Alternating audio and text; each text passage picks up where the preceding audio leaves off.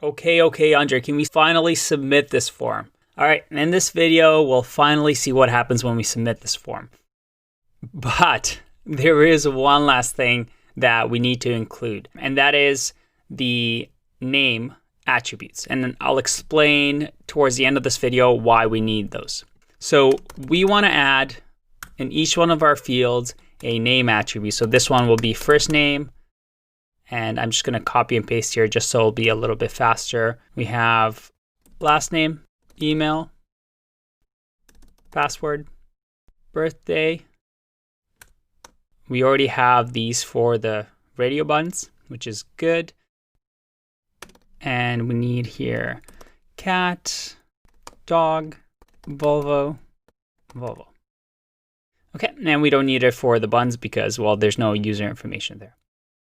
So I'm going to save that, and I'm going to make this full screen so you can see. I'm going to refresh the page, and let's enter some fake data and see what happens.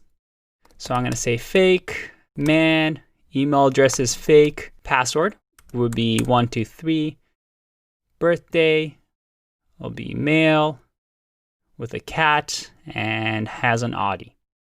I'm going to click register now, but keep an eye out up over here to see what happens when I click. Did you catch that? Let's copy this because when I clicked register, this got attached. I'm going to minimize this and print this out here so we can see it for ourselves. First, we have a question mark, then first name, fake. That's exactly what we entered. We have last name, man. Email is fake something gmail.com. Password 123. Oh, they know our password.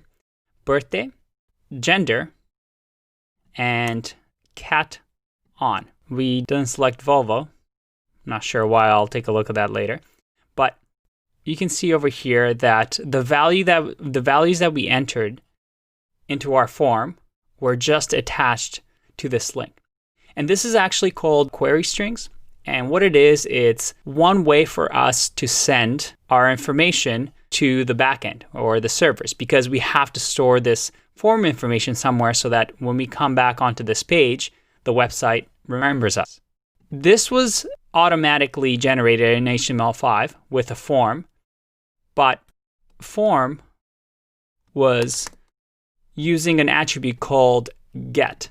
And this get, if I left it as this, will do the exact same thing. It will attach the form information to the URL and send it to the server. There is another option where you can do post, and you can try it on your own here, but you wouldn't see any query parameters. So this wouldn't change, the bar at the top won't change. And that is because it will be attached to the body of the request, which we'll get into when we get to that section. I don't want to confuse you too much, but you can see the difference here of why we might want to use post instead of get, because, well, what if somebody was over my shoulder and they can see my password right there in the bar? I just wanted you to get comfortable with the idea that we are sending this information to the backend. The way we handle that, we'll get into later on in the course. Right now, we're just focusing on the front end.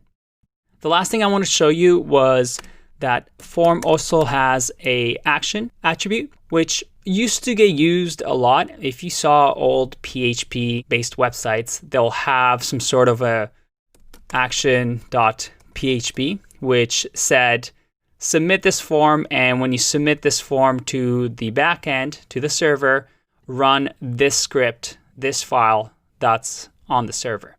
But there are better ways of doing this now, so I'll show that later on in the course. Let's take a look at this. So we have a question mark, and this is the standard. Anytime there's a query string, so we're adding a piece of data to our URL, it starts off with a question mark, which states, hey, coming up, we're going to have a bunch of data for you. The first one is first name, which again corresponds with the name that we have in our form. And that was equal to fake. So that's property and value. So you can think of name as property and the value as man. So last name, first name. You can see here that there's an and sign. So that's again saying first name equals to fake and last name equals to man and email equals to fake, some gibberish, gmail.com. This is because of something called URL encoding. And because the URL has special meaning for some characters, such as this and the question mark, it encodes the @ sign with something that it understands, but it won't affect its encoding. We have password 123, birthday, gender on, and cat on. And I've actually realized why the Volvo and Audi information didn't register. And that is because for the query string to work, as you can see, it needs to have a name associated with a value. So we have first name and fake. If we look at the radio buttons, we have a name, which is gender, and we have on. So you see over here how we didn't send any value. We know that the gender, some button was clicked in the gender, so it's on, but we don't know which value. And that is because we should have included a value for the male, so that if that's the one that's selected, a value will be sent. And finally, value. And now same with the select. We should have had our name of the select field be cars, so that now the name can be associated with the value. So let's give that a try one more time. I'm going to delete this. I'm going to save the changes that we just made. I'm going to make this full screen. Let's refresh and enter some new information. Fake, new, email is newfake@gmail.com. Password is 1234 this time.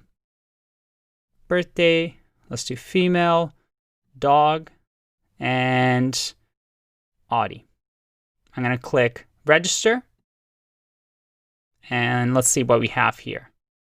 We have first name fake, last name is new, email newfake@gmail.com, password 1234, birthday, gender is female, good, dog is on, okay, so we've selected dog, that's great, and then cars is Audi. There you go. And that's as complicated as forms are going to get. You'll encounter this a lot, and there's definitely in most websites that you build, whether it's a landing page, a website that requires registration, this is something that you'll see a lot. Once you understand this, once it makes sense, you can call yourself an HTML developer. So I'll see you in the next one. Bye-bye.